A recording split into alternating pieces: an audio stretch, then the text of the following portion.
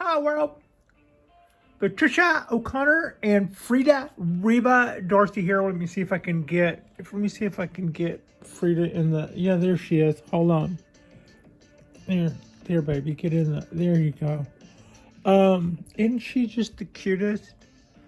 So tonight is our Sunday drop. It is Sunday night at Frida's place. We're both piled up on the couch next to the bonsai bench here, and I've got a little ponderosa here to look at and take inspiration from, while I have another little ponderosa that is on the bench. And we are going to do something to this pine tree that we have not done to any of our other pine tree seedlings. I already started off a little bit different. Y'all have seen me struggle with applying the wire to it. And contributor to the program, Elizabeth in England, said, why don't you come in from the bottom? And I replied, I've thought about it. I just thought that I would come up like a gopher in all these different spots. So knowing that I was going to do this one a little bit different, I decided to that I could get away with trying her way on this one. And that was so much easier. I just like, yeah. But, you know, you just can't buy, you know, to watch me fumble around like I was fumbling around over there. I guess you just, it's probably, but I'm glad I've moved on from that. That really, thank you for the idea. That really was, look, it came up right there. So that wasn't, which was my answer to her. Why don't you come up from the bottom? I was afraid it would come up over here somewhere and I would have a hard time dragging the wire and the, you know, but this worked out really well. Look, it came out right there. That would have been just as fine for any of the other stuff that I could have been doing. So that's what's going on there. Now, we're just going to wrap a couple wire around this tree, and then we're going to do, you know, our little bit of action, kind of the way we do it. I've got, there you go, Frida. All right, so let me get our bio gold out of the way. Got that cleared back so that I won't lose it or give it to the dog. And then I can put that back in whenever we're done on the back side of this. I'll just throw all that back in. So, yeah, cleaning this up a little bit. Trying to do a thing where I don't wire down any needles. Here's the thing. You know, when you're slinging wire and there's all those needles on there, you might think to yourself, well, I would have torn them all out to keep from wiring them, but then I only wired down 2 or 3, so that's better, right? Well, not really, and here's why. The tree is still going to allocate resources to that needle you buried, and that needle you buried is not able to give anything back. So it's worse than if you would have killed it, because it's still there. Now it's a parasite, basically, in that it's not contributing photosynthesis, but the tree is still allocating resources towards it. So that is the answer to why you should pull the needles or cut the needles before you just wire. The ones that are destined to be in the way, you should just go ahead and cut them, or you know, that's the answer to that. All right. Now, one other thing I was kind of, we always do here, and I'm going to do it on this one too. That's going to come up on this one, and that's cut this pot back. I had to, are we still on? Yeah, we are. Let me see how my focus is. There we go.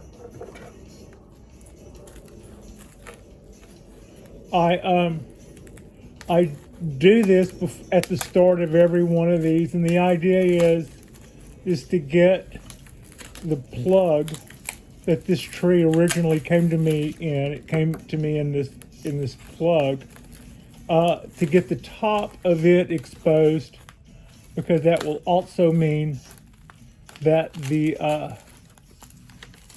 top of the roots will be exposed.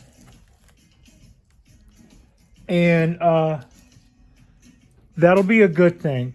Being able to work the roots, being able to have exposed roots is all a part of being able to spread the roots out or any of that other stuff. That's all good bonsai. You know, that's some of the stuff you want to try to establish early on. So yeah, made a little bit of mess, dropped a little bit of it Frida's way, but she's hanging right here tough. So I think we're okay. It's there. Probably I found a hair in there. I would guess that that was probably a Patricia hair. Yeah. I usually find those on the cypress trees when they grab me when I walk by. Hey you. All right, so there we go. We've exposed a little bit of our root ball and some of these roots. This helps us get down here lower with this wire and do some good wrapping. Oops, stay out of the other Ponderosa, Pat.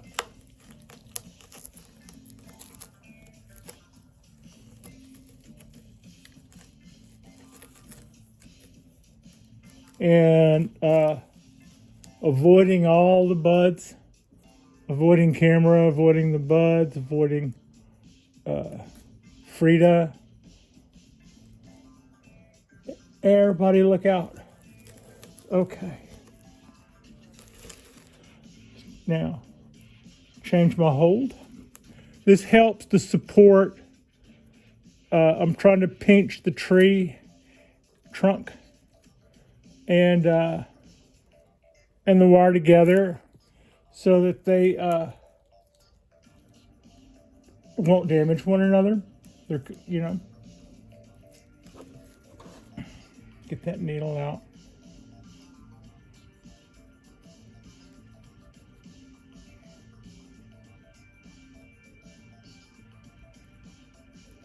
Come on. There. We did it.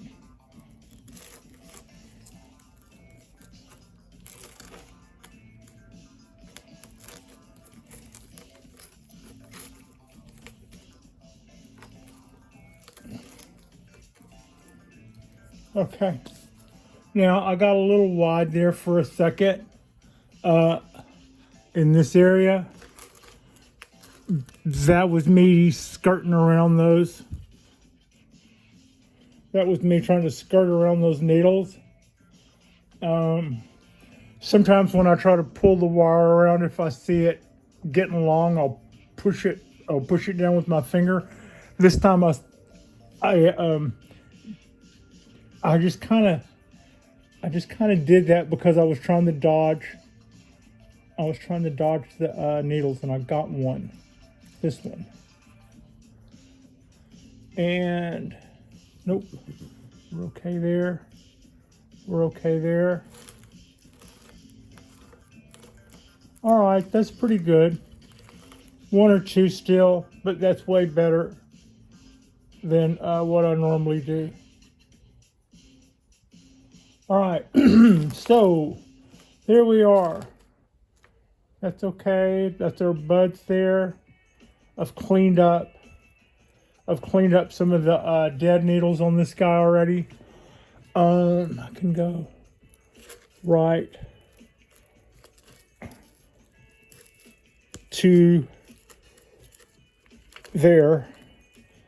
Leave that much for later, and then find something that'll cut those off. Oh yeah, here we go.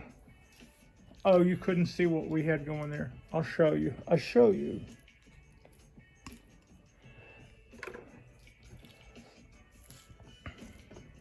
There you go. And we were able to kick camera. So that's got us. We see if we can pull a little better focus.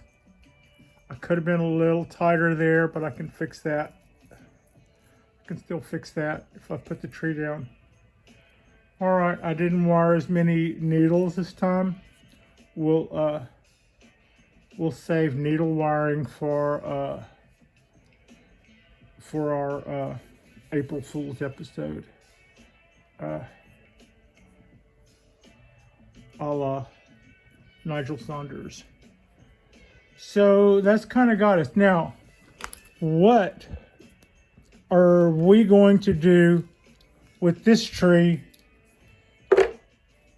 Out of all the things we've done to little seedlings, poor little seedlings, what on earth could we possibly do to this one?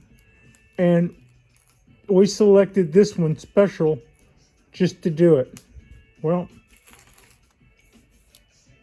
that's it. That's what we're going to do to this one. That's all we're going to do. One thing that I haven't done yet with all those trees that we folded is we've done a Cascade or two. We've done canyon styles times a bazillion. We haven't done a formal upright yet. So, in 1971, at a nurseryman's convention in Dallas, Texas, a very little me was going up and down the aisle looking at tulips and cactus and probably looking for carnivorous plants, or I think maybe I still had a thing for orchids at that point. But when I saw a bonsai display, not just like one tree, but a booth that was just full of bonsai trees, having never seen one before. And I'm pretty sure my little mouth fell wide open. That would have, yeah. And I remember just being absolute, and they looked so perfect and so astronomically beautiful that my first thought was, are they plastic? Are they fake? Is this the G.I. Joe equivalent in tree form? And the part where they were pine trees told me very quickly that I was not looking at something artificial, but that I was looking at something alive and miniature, and to my way of thinking, perfect. And it was probably a formal upright Japanese black pine or white pine. This was 1971, and I didn't know a bonsai tree. It was the first thing I had ever laid eyes on. And what brought me here was the sight of a formal upright. So, out of all the trees that we've done, I have 3 that I put wire on and straightened, and 4, and they were all bald cypress. This will be our specimen example. We'll do a little bit of root work on it at some point. That'll still be a go, but everything else is going to be board straight. And come potting season, I will probably put that in an unglazed bonsai pot, and we will start trying to train that as I think a show hen. So yeah, surprise. So yeah, I thought that would be something a little interesting we can do. this will be an experiment unto itself. We will probably, we'll be looking at chopping this back at some point and trying to make a new dominant leader. I'll have to figure that part out. Hopefully one of these guys will decide to be a bud so that we will have, or maybe chop it back to here and let one of these be. But we're looking to turn this into a formal upright, and from now on, until further notice, this will represent our effort to have a formal upright Ponderosa pine, Ponderosa scapularum. So yeah, I know. Frida is excited. She's got dirt on her head where I accidentally knocked substrate off on her when she was asleep. Frida's excited, but I truly am. I see possibilities in this, and we still get to play the little needle games and all that other stuff. I have seen these. Like, let's just look here. This is an example of a show hen with needles that are being allowed to get long. But if you were to look at last year's needles, if I could find you some of those guys were quite a bit shorter. But that was before a repot and a restyle, and we've been feeding it since then. So we knew that we were going to start over on the game to see how small we could get the needles on that guy. But they've been shorter than they are now on this one. My other one, the one that's Hoss, has the shortest needles, and we're about to start over on it as well because I up-potted it. I was afraid of how small the pot was for that tree. So I've up-potted it, and that will mean that the amount of substrate and the amount of root expansion it will enjoy will mean that the needles are going to take off like little rockets. That's okay. That's all right. That's totally fine. It's going to take a couple of years to get those small or smaller, but then we get to, that's the good news to that. And I've heard people say that tree would never produce needles of a size that would be show hen, and I wouldn't say that those are, but I would say that if you want to go back and look at what's possible, go back and look last year before we transplanted Hoss Pondo. That is the Ponderosa pine with needles that are about an inch long. And in order to do that, it had to be extremely underpotted to where it got watered every single day. And I've never had a Ponderosa take that much.